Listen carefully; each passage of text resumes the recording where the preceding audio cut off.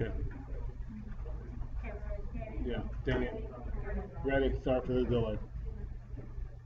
Hello, I'd like to welcome everyone to round 5 of the Westlake World School Invitational. My name is Danny, and I will be your chair for gender pronouns he, and I'll let my panelists introduce themselves. I'm Liz, and I'm thrilled to be here.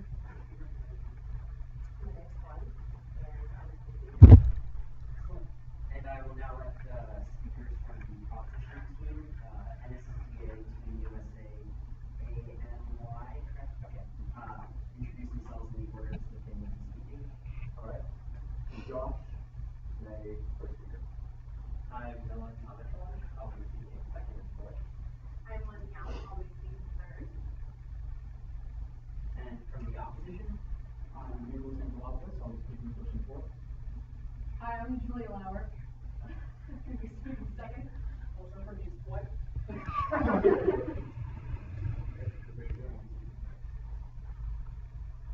and I thank the teams for introducing themselves. Without further ado, I call this House to order and invite the first speaker to deliver the opening remarks on the motion, "This House regrets the lack of legally binding enforcement mechanisms in the Paris Climate Agreement."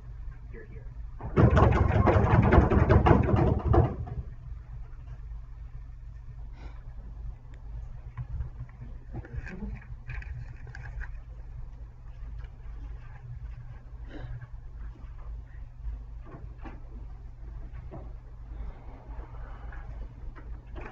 Esteemed panel, Mother Earth is sick. She suffers from a disease caused by carbon fossil fuels that have been emitted into our air, into our atmosphere by human beings. The disease has gotten to such a point where the fever is literally heating up our planet. We see this as a crisis that must be averted. And it's for this reason, and the fact that complacency compounds our climate crisis, that we are proud to propose the motion, "This House regrets the lack of legally binding enforcement mechanisms in the Paris Climate Agreement." What I'm going to be doing in today's speech is two things. First, I'll bring some definitions and framing to further clarify the ground. Secondly, I'll introduce some substantive matter for side proposition. Specifically, first, that we must address climate change now, and second, that binding agreement does so. Let's move on to the framing of this motion. We recognize it as something within the context of a climate crisis, one in which we are experiencing a high rate of extinction and where it threatens the very structures which keep humanity safe at today's world. We think that we need to address this, which brings us to the conflict we recognize within this motion. Simply put, we think that we need to be questioning whether legally binding or non-legally binding action in this agreement is the best way to address these climate Point of information. nothing. Furthermore, we want to look to the principle available within today's round as well as the pragmatic. We see that there's a human issue at stake here. This is something universal, and that although the threats may vary, it's caused by different areas, and we need to come together as humanity to solve it. From that, we give you the substantive matter. Firstly, we tell you that we must address climate change now. We recognize it as a crisis that needs immediate attention. In fact, when Bill Gates spoke to the Bill and Melinda Gates Foundation, they cited information from the foundation which said that within the next 20 years, we need to find the policies and innovations that are going to get us to the point where we can effectively fight climate change, the goal set by the Bill and Melinda Gates Foundation being a 50% cut in fossil fuels. And we need to be able to do that in such a way that it can be implemented in the next 20 years after it. We see that as a goal that can be met through a binding agreement, and we give you two layers of analysis for it. Firstly, we say that we need to avert this environmental disaster. Let's look at the numbers. Very simply, we notice the fact that the parts per million of carbon dioxide in ice cores, how we sort of measure the amount of carbon in the atmosphere, we find that it's gone from just 277 up to over 380. And we recognize the fact that this is a crisis. Why? Because that carbon is just reflecting the heat back down within our atmosphere. It's Point of warming the information. planet to such an extent that we can expect anywhere between 2 degrees Celsius and 15 degrees Celsius Point of information. in the coming century. Yes. We agree with all these statistics. What do you do about it? Wonderful. First of all, actually we're going to get that in a little bit in the substantive, but most importantly, we require countries to actually take action when it's needed. Furthermore, we notice the fact that we're forcing ourselves into a world that's hugely environmentally detrimental.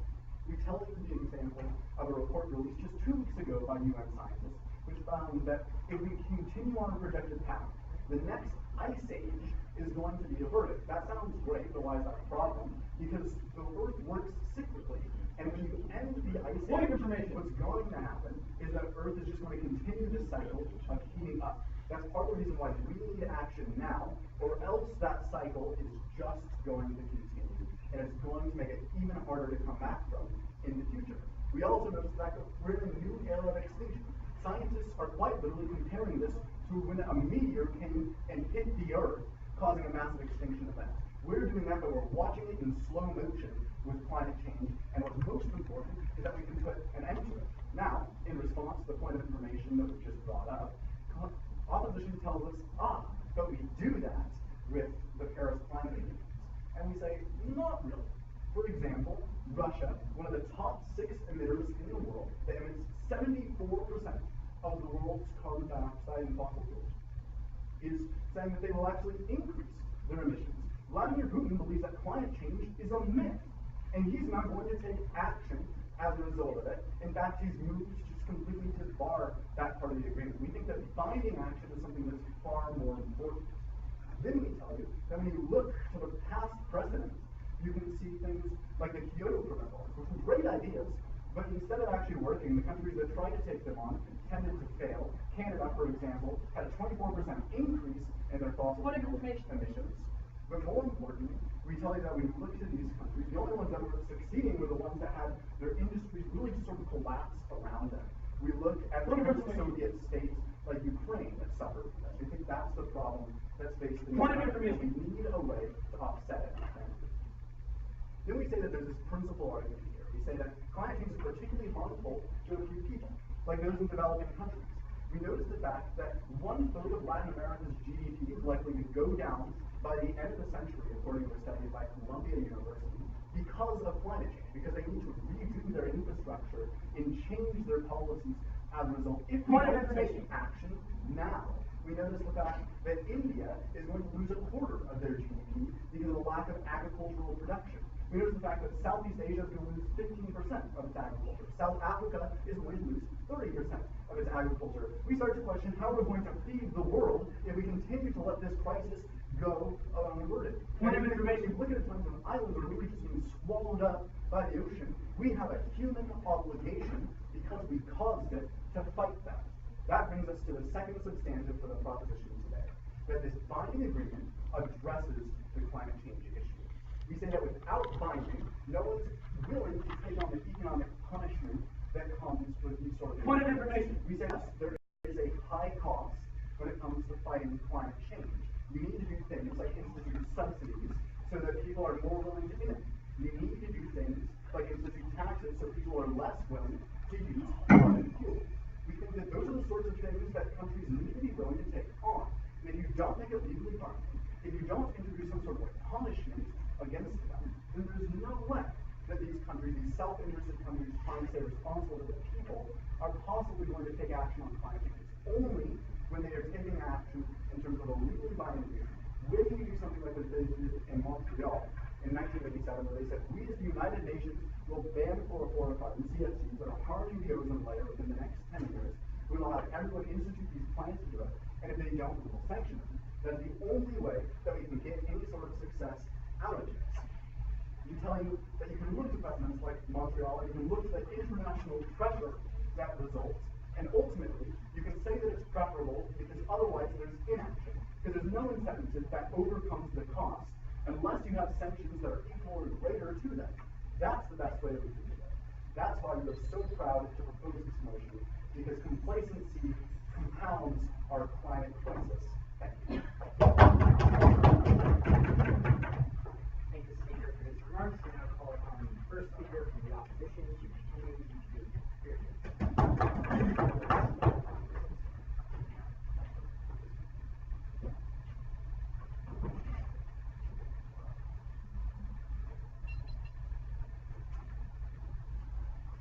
The speech that we just heard was a speech of impacts without mechanism. We agree that global warming is bad and that it's a crisis. So in response, we ask, what do? We ask them in a POI. They don't really have a plan. They just say, oh, we're going to make it binding, and we're going to show you why that's not nearly enough to win this motion. But first of all, before I go into the nitty-gritty, I'm going to say one thing quickly. All UN treaties, binding and non-binding, are voluntary. Always. There has never been a treaty in the history of the United States that has been non-voluntary. And nowhere in their speech did they say it's going to be anything but. So all of their arguments about a moral imperative go away. Why? Because no one's going to sign their binding treaty. Let's go into all of the solvency deficits on their plan. I think we have 8. 1. Countries will not volunteer for binding treaties. Why? Because they don't want to deal with the same financial problems that Josh said that they were so scared of before. So, why wouldn't they sign it over a non-binding treaty? Because binding treaties make it so that, given the case that they can't deal with the economics, they won't be able to get out of the treaty and they'll have to deal with sanctions. Second solvency deficit. Voluntary treaties can be unsigned. It is within the UN Charter that if a country gets to the point that they will be sanctioned under their sort of model, that they can take their name off the list and thereby get away without any punishment. 3. Binding is a myth. Even if their enforcement mechanisms, even if they had enforcement mechanisms, they wouldn't work because the UN has no power to make anything binding at all. 4. They have no specific plan that will make it so that this policy will be effective. So, for example, they don't say what percentage of emissions countries need to meet based on their own country. And so what happens? Oh, lower your emissions. Okay, I'll lower them by 0.1%, and we're good, and they won't solve anything. Second, they don't say why there's certain types of enforcement work. They don't show you historical examples of why sanctions work. They don't give you analytics about why sanctions work. And moreover, we're telling you that countries can escape sanctions anyway because those treaties aren't binding. 5, actually that's 6, right? They destroy and delegitimize the United States if they get into the involuntary aspects of this. If they're going to come up and say the UN will create a new form of treaty that is involuntary, they will have to reorganize the UN, and quite simply put, member nations will not be part of it. For example, Russia will leave the UN rather than submit to non-voluntary treaties. 7, countries don't have the technology to do it in the next 20 years. That's something that they never solved. 8, vetoes can still be exercised by people in the Security Council. And 9, they don't even tell us what countries will do this.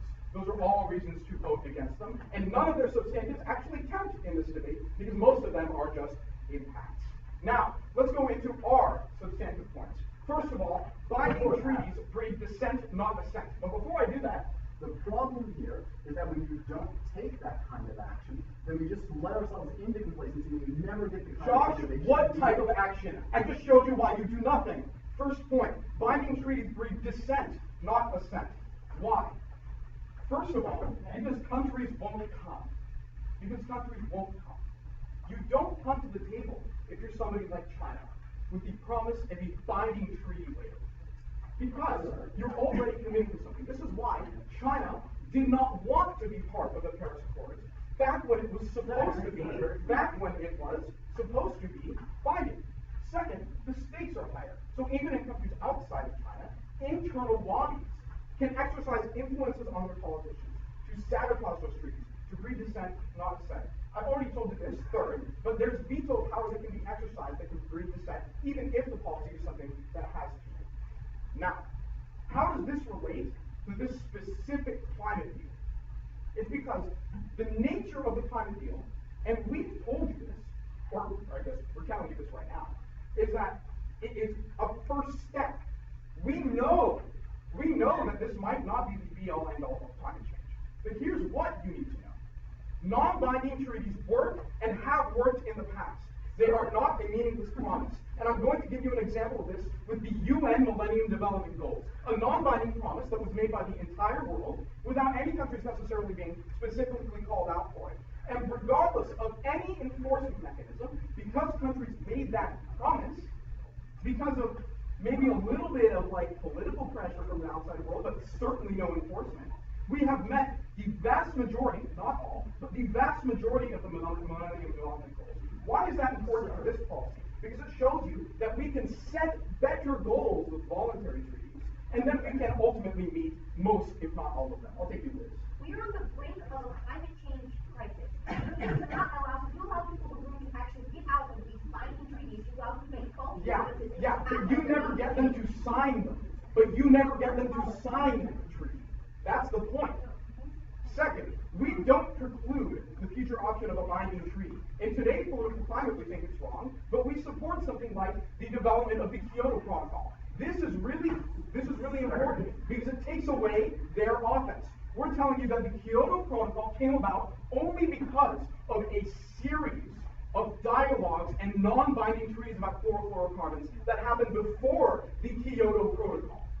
So what that means is that we solve the issue of climate change that they are so adamant about, and that we are adamant about as well. We solve because we get people to come together and agree on the problem, to create inroads to communication. We don't jeopardize geopolitics, and we create the possibility of a future binding treaty because we get people to agree. Like, the whole point is everyone in the world now agrees climate change is an issue and it's caused by greenhouse gases.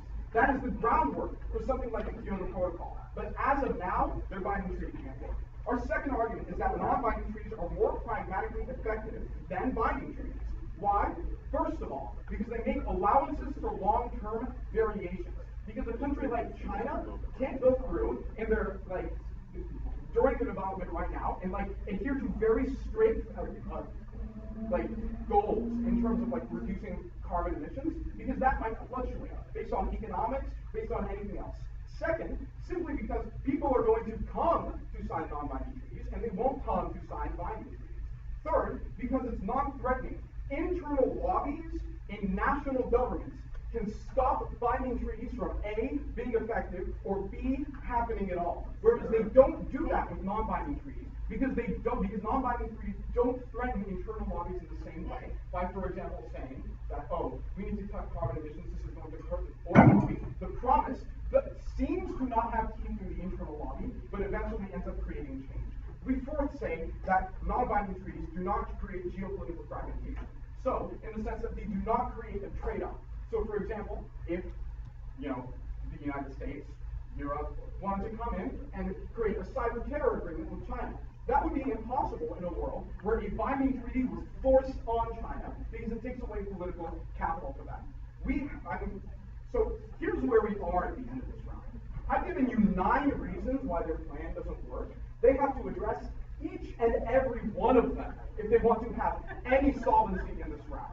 Moreover, I've taken out all of their arguments because they're mostly impacts. And I've given you good reasons why non-binding treaties have worked and examples of how they've worked in the past. That's why we win this round. If you really care about the world, vote for the thing that we've shown you is going to work. Thank you. Thank the speaker for his remarks, and I'll call upon the second speaker from the proposition to continue the debate.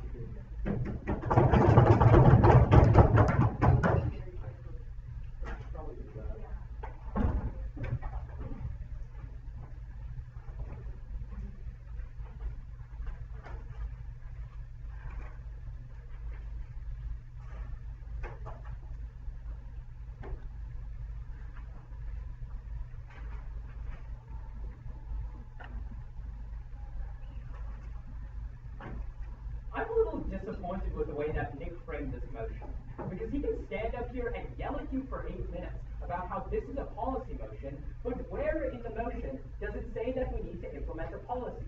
It just says that we regret the lack of legally binding things in the Paris climate talks. It doesn't say that we need to talk about a policy to implement. It just says whether or not we think that was a good decision. The obligation on the proposition team in today's debate was never to provide you with a policy, but rather to say whether we should have had legally binding mechanisms. We don't have to give you specifics on this. It was never meant to be a model debate. It was a fact debate. Nick can yell at you for 8 minutes, but he's the one who didn't have any logic in this speech. Anyway, I'm going to go down his 8 solvency takeouts, then I'm going to address his contention, and then I'm going to go back to our substantive, which was largely untouched. Let's start with his solvency takeouts. The first 2 were that countries vote because they have financial problems, and secondly, that they can just take their name off. Fine, but then understand, if that logic is true, nothing happens in either world.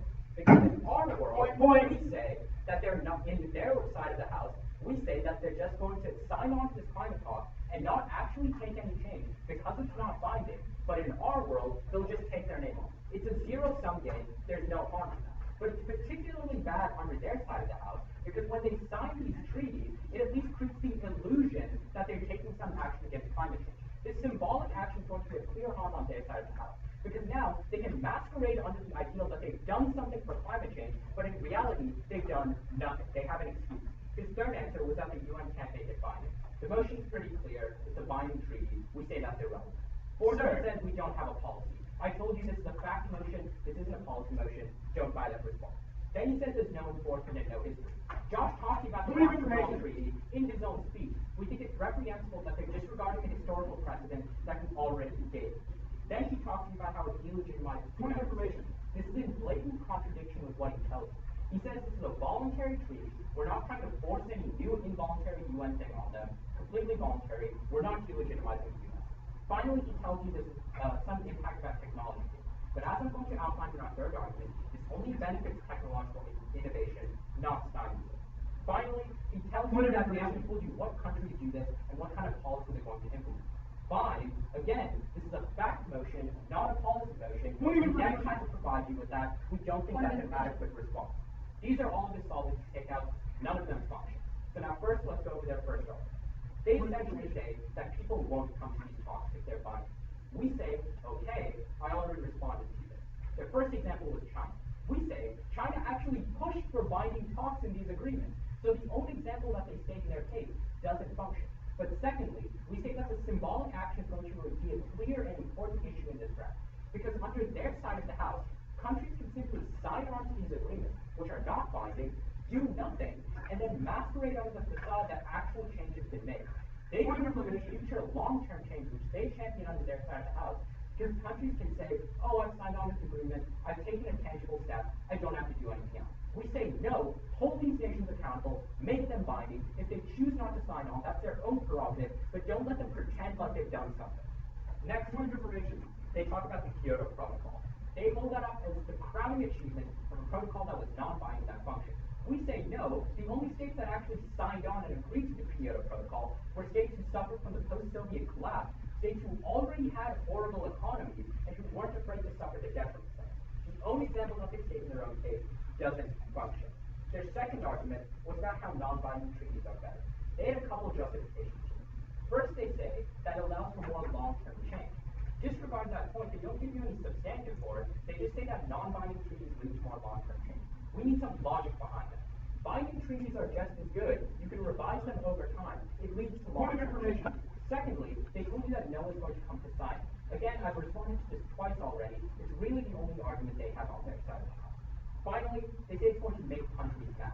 We say if you make a country mad just because you're signing a treaty that benefits the rest of the world, that's completely fine. You should hold countries accountable. You should force them to make tangible change, not just let them masquerade and say that they've done something. Now that we've addressed their case, let's go back to ours. Point of information, it's important to note that they didn't really touch any of the substantive we brought out. They just sort of make sweeping claims that we have impacts without any substantiation. But remember the analysis Josh gave you at the beginning of this round. This is the context of this debate. It's about climate change, very big picture. But the conflict of this round is about binding, whether binding treaties, specifically the Paris climate talks, are preferable to non-binding treaties. We think they failed to address that on our case. Our first argument was about how we need to address climate change now. Both sides agree on the first part of that, fine. But then we talk to you about this principled argument. I'll take you in 1 second. And we never hear a response to it, because we have a principled obligation, because not only did we cause climate change, but also because it's going to kill us, to actually try to solve it. We say we would regret the Paris climate talks if having no binding enforcement actually led us to not meet this obligation. So let me get this straight. You get to say legally binding is good, gain all the advantages, but don't have to deal with what's wrong about it. Don't have to deal with the pragmatics of legally binding.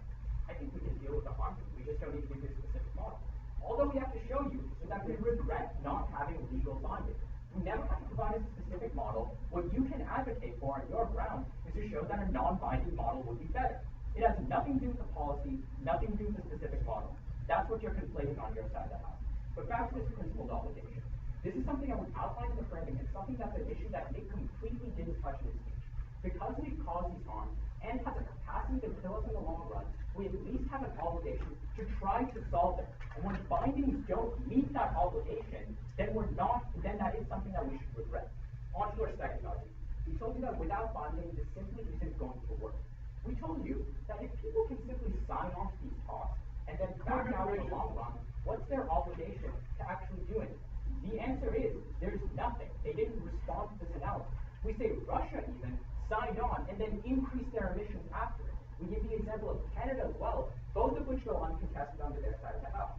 Finally, we say that binding agreements have worked in the past with Montreal. Again, Nick doesn't touch it. Finally, let's move on to our third substantive, that it breeds innovation. What's important to note is that historically, necessity has been the mother of innovation. Whether this has been in war with things like the Manhattan Project, whether this has been in innovation and industrialism, like we saw around the world with the industrial production, with the industrial area, product production around the world. We think that necessity breeds innovation. Right now, we're in a different kind of war. The war against climate change. This is why countries are going to push more than ever before. Even historically, the countries who've had the strictest regulations and the strictest bindings on the environment are the ones who've innovated the most. Look to the European Union.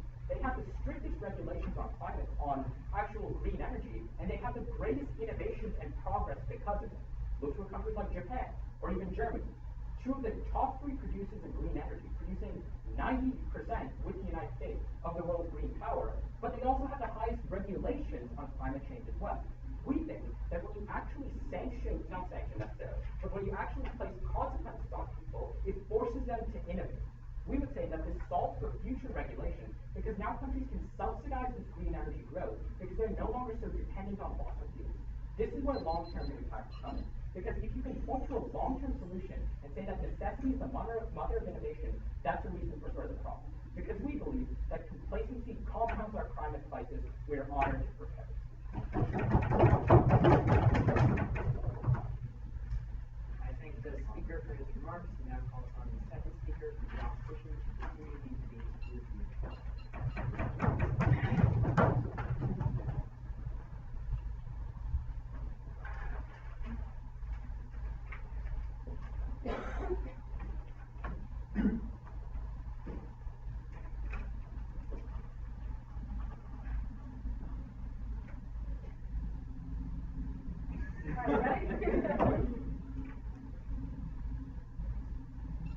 The nexus question of this debate is why would anyone who believes they would potentially be penalized by an accord voluntarily sign on to it?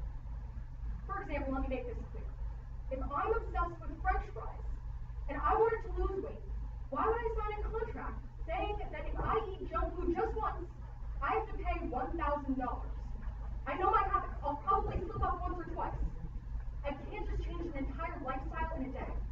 I would be more inclined to sign up for a non-punitive workout plan, because while my motivations might be personal, I'd be too afraid to risk $1,000. And if I'm not that motivated, then why would I even consider risking that money at all? The answer is that I wouldn't.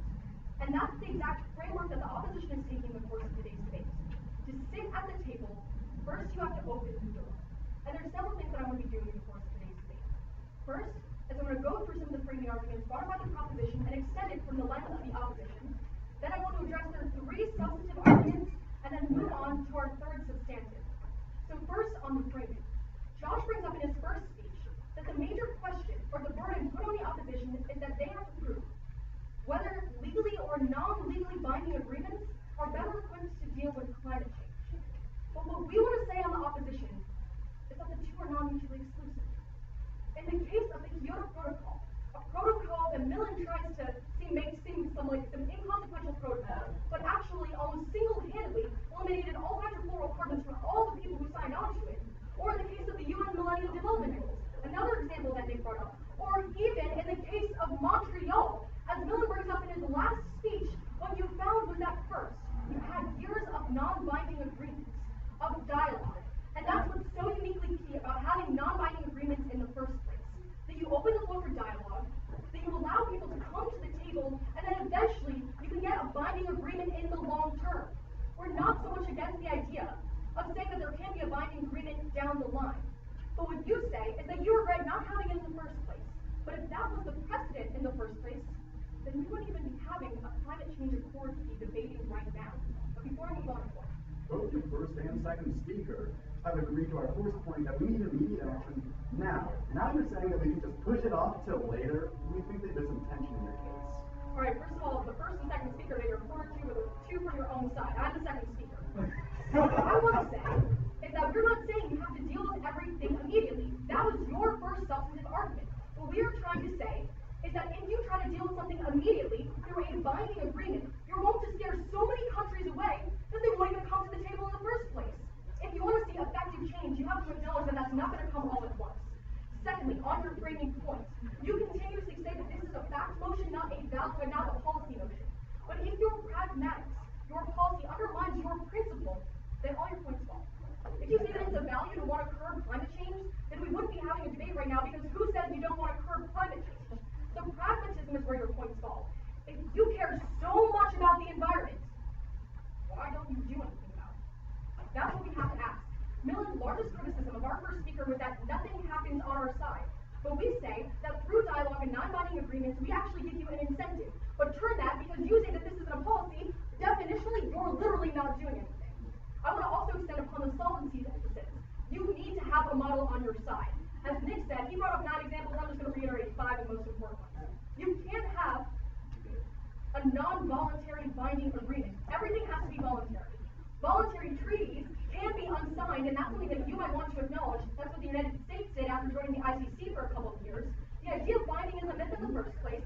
Your specific plan is loaded with holes and flaws that undermine the very principle that you're arguing for. You don't talk about percents of emissions that are going to somehow meet the 50% of the Bill and Melinda Gates Foundation. You don't talk about whether this is proportional or flat.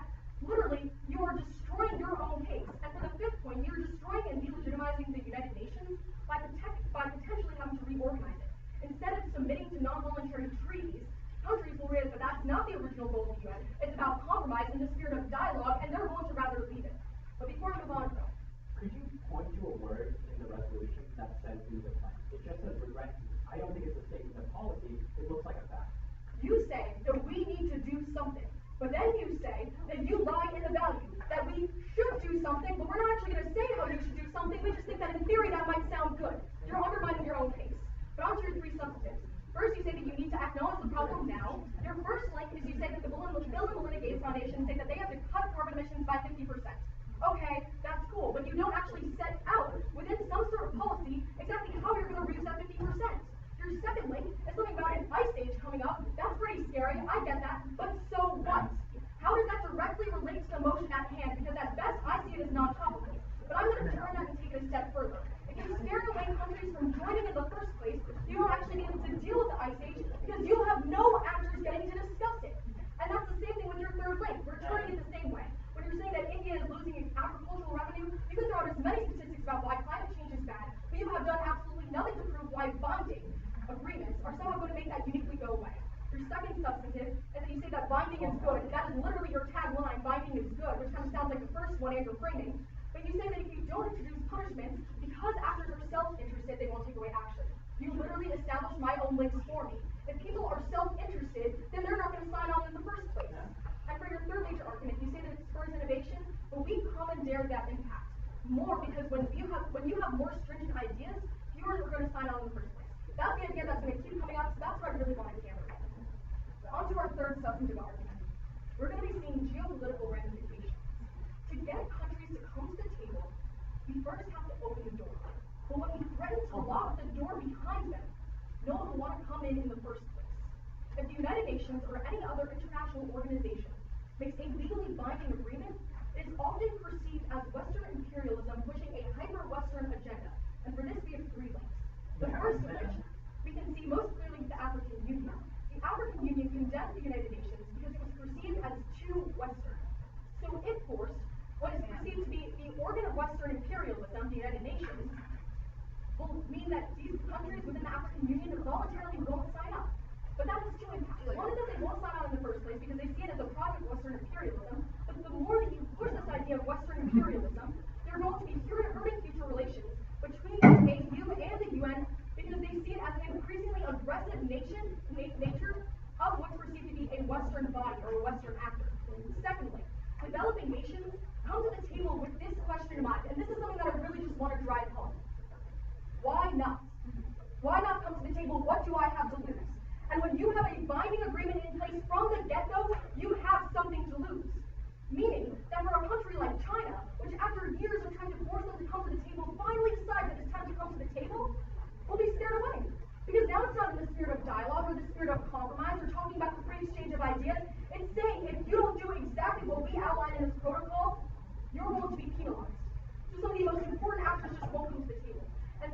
I'm a developing country.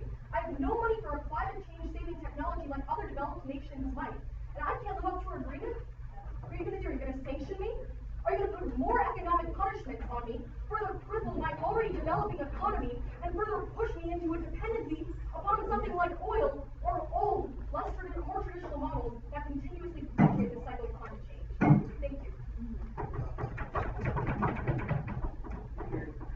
Speaker for the remarks, and now invite the third speaker from the opposition to continue to lead here.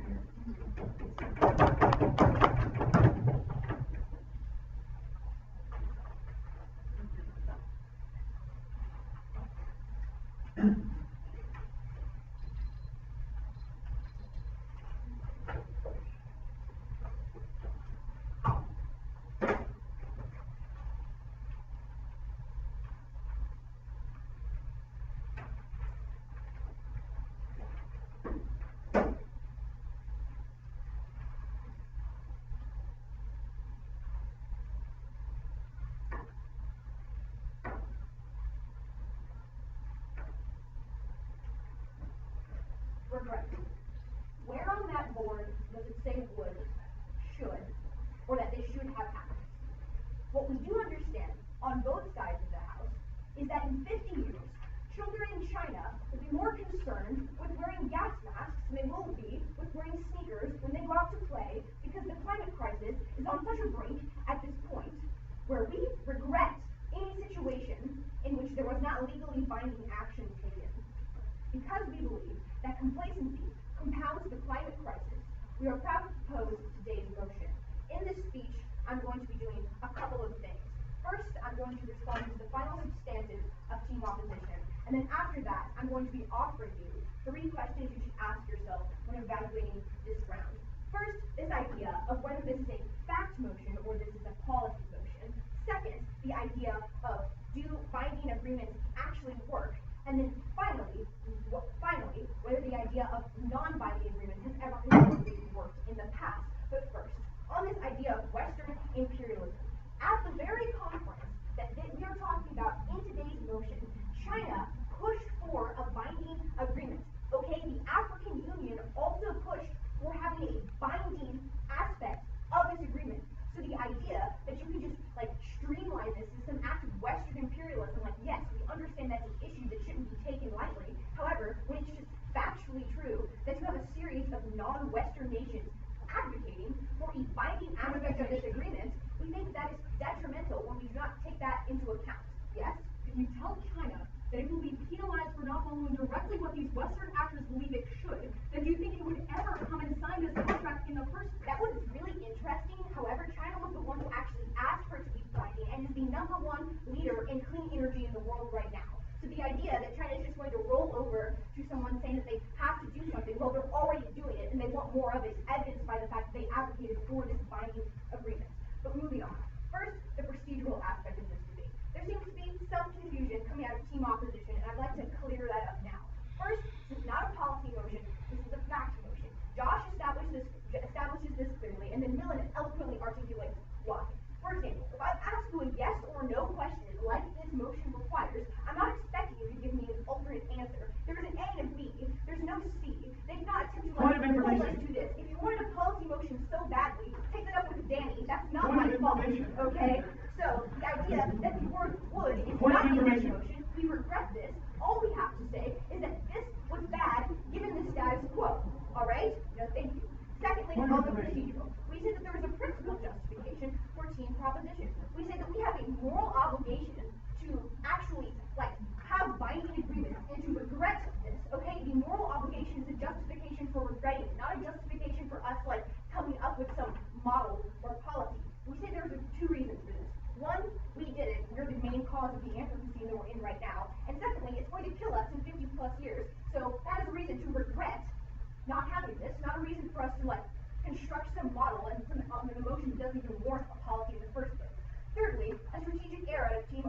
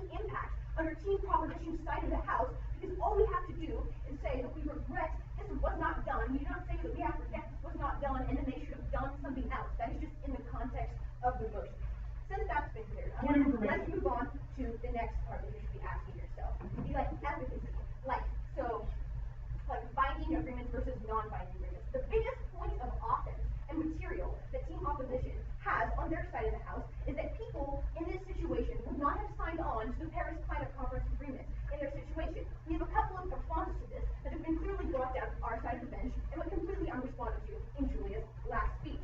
First, they talked about China, that China would have never actually signed on to this. First, this was the first time China has actually ever shown up to a climate conference. They were showing they wanted to participate in the first place, so they would have advocated for that. Secondly, they actually did say that they wanted a binding agreement, so that's just factually true. The idea that they would not have shown up is just irrelevant. China invests over $172 billion every year in clean energy investments. They are rallying together to actually try and encompass this idea of having a binding agreement. Julia, do you think that the situation within China has a climate change situation conducive to the rest of the world? Like their smog situation, would that be good going to the rest of the world? Do you think that they are truly the leaders in climate change innovation? I'd say that they have actually tried to create steps to change that. I'd say that the fact that they actually said they wanted a binding agreement is evidence that they would not have backed out of the actual conference in the first place. Our second response to this, which they do not respond to, is the idea that we do not want faulty obligations in this, in having some sort of agreement. This having people sign on to a non-binding agreement is just a palliative for change, because we're actually saying that no, we give the illusion that we're actually trying to fix the climate change conference, and all people have to do is not actually take not actually be down to doing something. They say that's a palliative reform type situation, and that actually precludes the possibility of us actually addressing it in the future, that these nations can masquerade around like they're combating climate change in some way, when they're really not. On Team Proposition, we would rather have less people sign on to these conferences that don't actually mean it, and then have a smaller number of people sign on who are actually agreeing and binding themselves to doing certain things. We say that that is a better world that you should be looking to. Finally, they say that non-binding agreements have never worked in the past. Josh clearly articulates that in the Montreal Protocol was a binding policy that was aimed at reducing CFCs in 1987. After 10 years of a binding agreement in which multiple transnational countries and groups expressed their interest to actually be in this, we saw that the ozone layer was actually able to reinstate itself. We say that binding agreements in the past have worked. Okay? The argument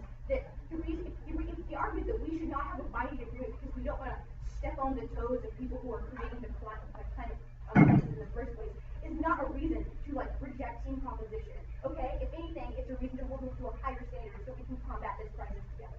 So at the end of the day, what do you see? Team Opposition can stand up here and yell at you all out at once about how this is a policy motion and how we have to come up with a tangible plan. But at the end of the day, I would challenge them to point to where it says that we would do something, or even in the grammar and syntax of the motion that says that we have to do anything other than just regret the fact that this did not happen. Okay? On Team Proposition side of the House, we understand the context and the conflict of this motion. We understand that we are on the brink of a climate change crisis that could potentially, if it was not dealt with soon, have detrimental impacts, and that's why we regret the fact that there's a lack of legally binding enforcement at this conference. For all of these reasons, I beg you to reject Team Opposition. Thank you.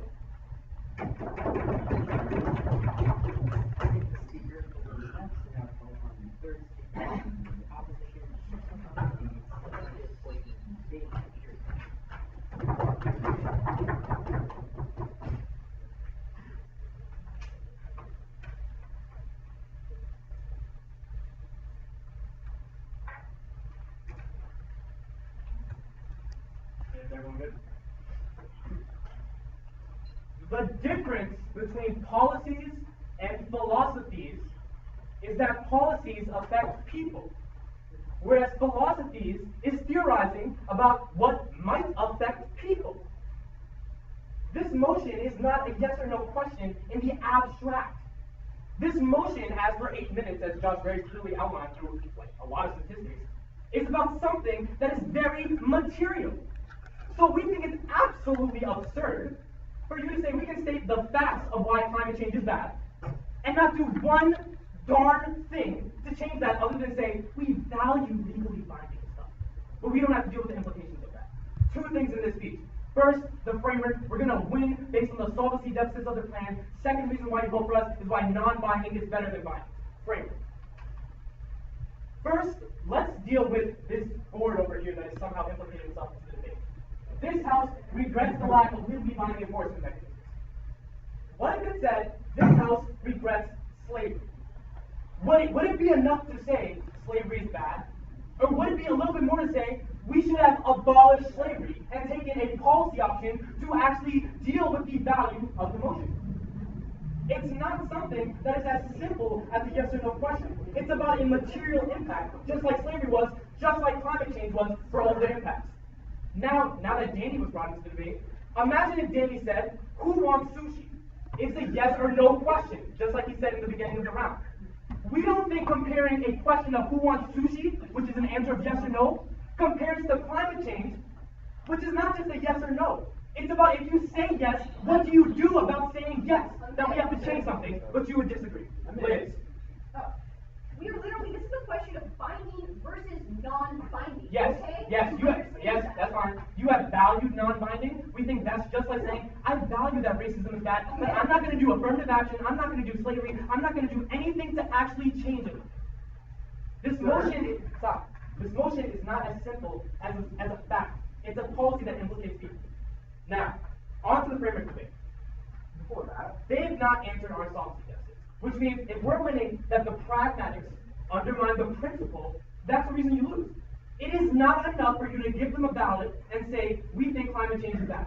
We think legally binding is good, without dealing with the solvency deficits that are unique to binding. I'm going to go through all 9 of them.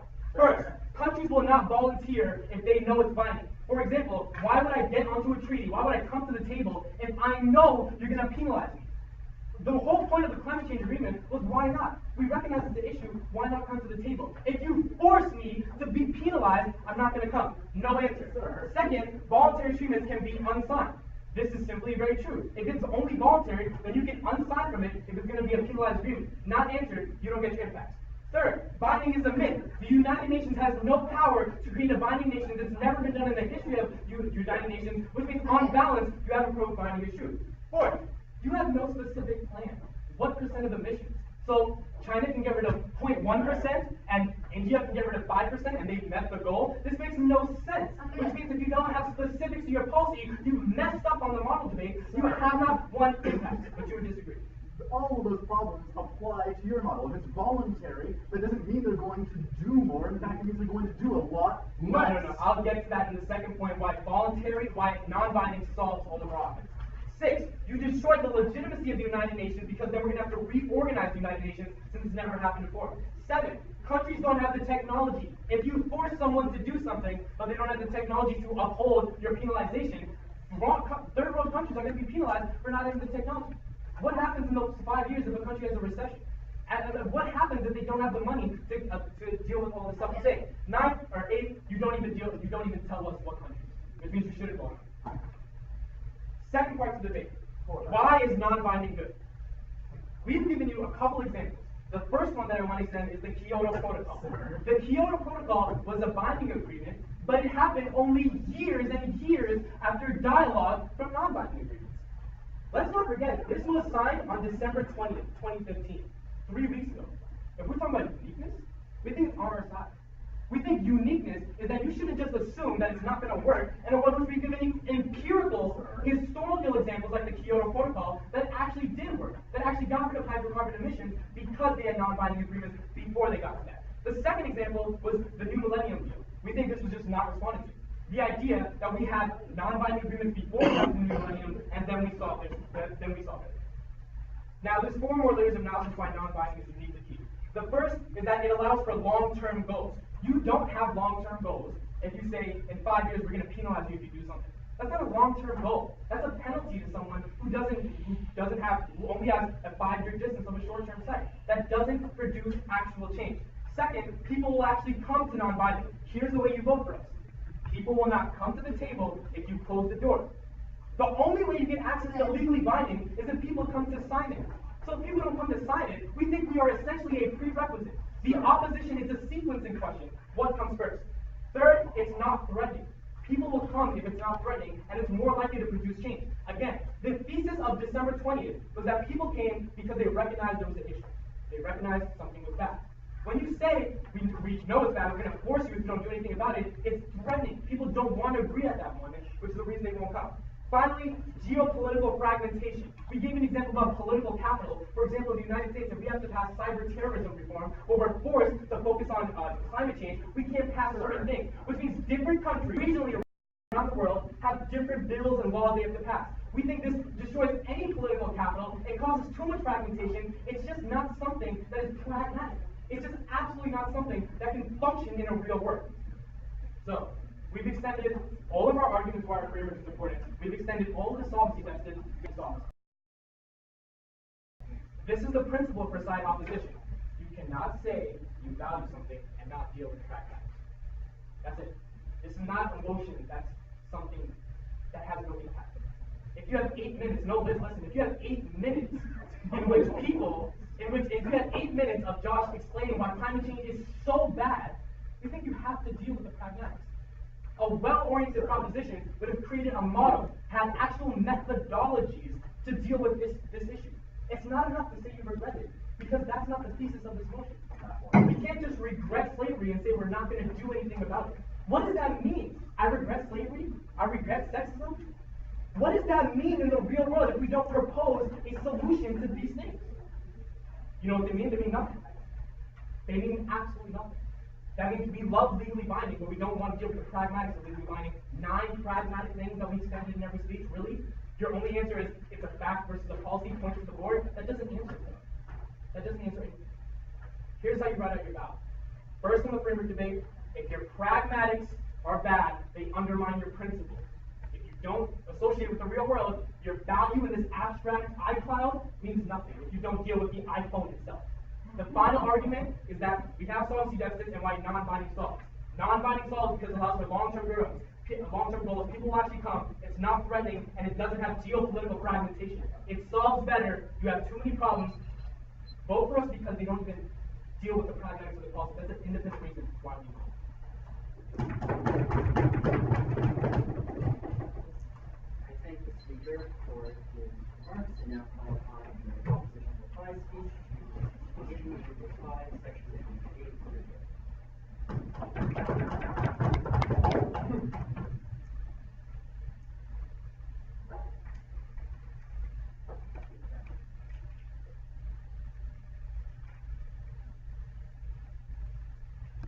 So, you regret something didn't happen, but you don't want to detail what that thing is, or have debates about how that thing's going to work. No. Okay. Then I'm going to ask Millen a question right now. Binding treaty. If you support a binding treaty, all of our arguments still link.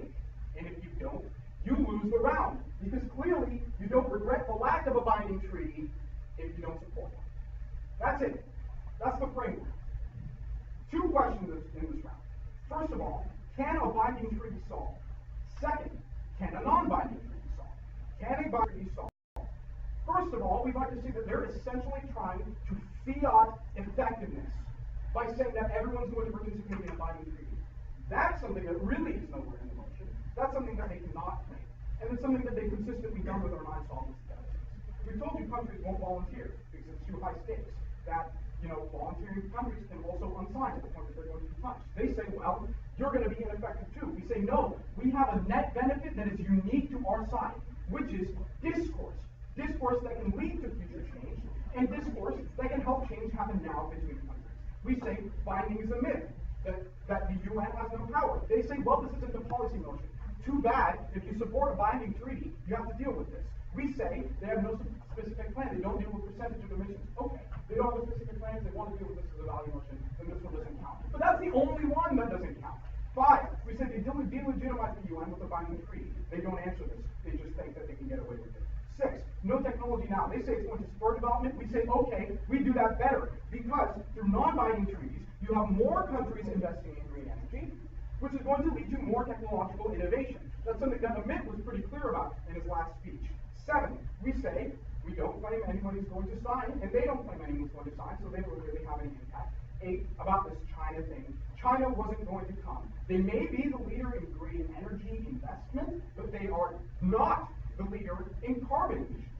That's why they didn't want to sign a treaty about carbon emissions. That's why they had never come to a conference before, like Liz so eloquently said. So, why is this independently a reason to vote Because you can't regret the lack of binding enforcement if you don't think that binding enforcement is going to work. If it's a net zero, we win this debate. Our second class is that it's not a net zero, that non-binding solve. They told you that we have a moral obligation to cause change now. Fine, we're debating about what the method is with which we can cause change now better. We think non-binding will lead to a quicker action in the end. Why? First, because it can work in and of itself without having to wrangle countries into a binding treaty. We've given you actual examples of where this has worked. So for example, the Millennium Development Goals, which are basically the most wishy-washy treaty that anybody could ever come up with ever, worked. Why? Because when countries promise these things to the UN, it's not meaningless. Actually, you have to have a little bit more faith in the countries to do things voluntarily, and it sometimes works, and it works a lot. Where if the treaty were binding, nobody would have signed it, and then people would have been punished for it later, right? So the end of the Millennium Development Goals were not completely reached, but it's pretty damn close. And that's really good for us because more people are doing it, more people are coming, more people are agreeing, and we think without lobby pressure that we can create better change anyway. We also think that it will lead to future binding agreements. We've co-opted actually other examples of binding agreements. For example, the Geopolitical Protocol, which was prefaced by tons and tons of non-binding agreements. Now think about this for a second. They confessed this factually, but it didn't come out of nowhere, right? The international dialogue needed to happen before that happened, and it happened through non-binding agreements. We also avoid all of the issues with their solvency deficits.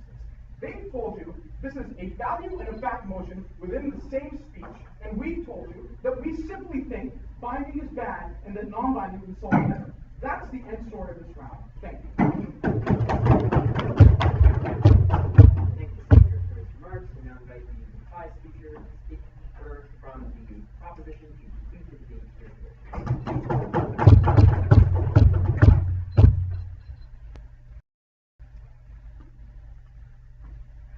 In 50 years, we will regret that our children have to wear gas masks to walk outside. In 50 years, we will regret that we won't have agriculture to feed the population of the world. And in 50 years, we will regret that we didn't have binding agreements in the Paris climate peace talks. This is the distinction that the opposition misses. Regret is not about a policy, it's about acknowledging the harms of something that happened in the past. In this speech, I'll be asking two questions. Firstly, do non-binding treaties work? Secondly, do binding treaties work? But firstly, three strategic errors by the opposition bench. One, this is a fact motion, not a value, not a policy. Amit literally gets up in here in his speech and says, oh, we value something, how can you not have a policy? First off, he said it's a fact motion, not a value. Secondly, we don't need a policy because this isn't a policy motion. We literally debated a topic about regret last round. The motion was, this House regrets the narrative of women as non-violent and vulnerable to these conflicts. We didn't have to propose an alternate narrative in this situation. We just had to acknowledge that that narrative was bad. You don't need to provide an alternative plan or some sort of solvency mechanism. What we support is binding. Amidst this says, well, you can support something like equality, but then you need a mechanism to reach it. This is conflating two things. You can't equate binding treaties to something abstract like equality. We say clearly, we support binding mechanisms for this. We don't have to give an exact plan for how this happens. Then on this, they say that they gave us 9 responses and that they went uncontested to. In my first speech, I responded to every single one of them. The only one they tried to pull through was this idea about the UN being delegitimized. They say, well, China wasn't actually going to come to this talk. Factually untrue. China was the one who advocated for binding. Don't buy that analysis. Second strategic error, they never engaged with the principle. We say that we have a principled obligation to try to do something. Under their side of the house, they literally do nothing. People just pull out of the agreement as soon as they get in because it's not binding.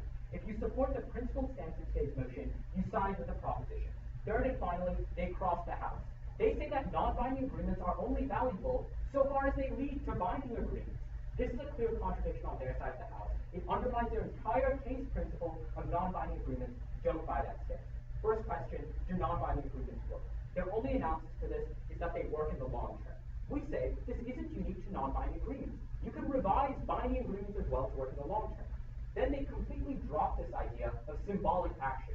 We say that the harm of having a non-binding treaty, and this goes conceded across the bench on the opposition, is that you can masquerade like you've made tangible change, but then not have to do anything in the long run. They have a palliative solution. They never actually affect real change. This is the big harm on the off. They never engage with it across the bench. Finally, they told you about the New Millennium Deal. The New Millennium Deal